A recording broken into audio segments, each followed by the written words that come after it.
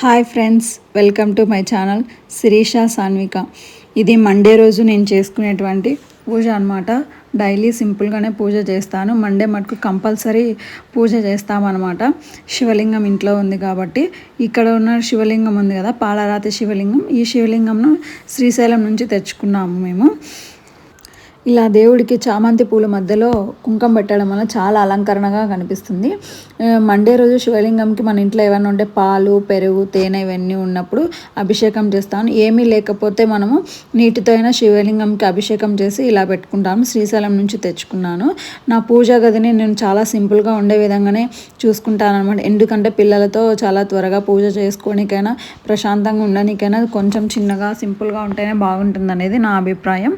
ఇట్లా దీపపు కుందీలు ఉన్నాయి కదా, ఇవి కూడా ఎందుకంటే ఇలా తీసుకున్నా అంటే ఇవి చాలా సేపు దీపం అనేది వెలుగుతూ ఉంటుంది, చాలా బాగుంటుంది. దేవుడికి మన ఇంట్లో ఏ పనులు ఏవి లేనప్పుడు కూడా మనము బెల్లం అనేది ప్రసాదంగా పెట్టవచ్చు. అక్కడ చూశారు కదా, శివలింగం పక్కన ఒక చిన్నది రాగి గ్లాస్లో నీళ్లు పోసి పెట్టాను.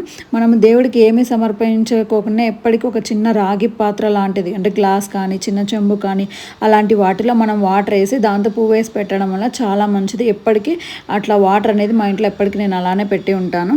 చూడండి, నా పూజా రూమ్ని చాలా సింపుల్గా నేను పెట్టుకోవడం జరిగింది. అలంకరణ కూడా చాలా సింపుల్గానే చేసుకుంటాను. మనము ఇలా పూజ చేసుకోవడం వల్ల మన ఇంట్లో పాజిటివ్ ఎనర్జీ వస్తుంది అనమాట. ఎటువంటి నెగిటివ్ థాట్స్ ఉండకుండా పీస్ఫుల్గా మైండ్ సెట్ కూడా చాలా బాగుంటుంది. ఇలా చేసుకోవడం చాలా మంచిది. పూజ అనేది సింపుల్గా అయినా మనకు టైం ఉన్నంతలో అయినా అని ప్రతిరోజు దేవుడికి దీపం పెట్టడం వల్ల చాలా మంచి జరుగుతుంది. మీరందరూ కూడా ట్రై చేయండి. నా పూజా రూమ్ ఇంకా మీకు నచ్చినట్టయితే ప్లీజ్ లైక్ చేయండి, షేర్ చేయండి.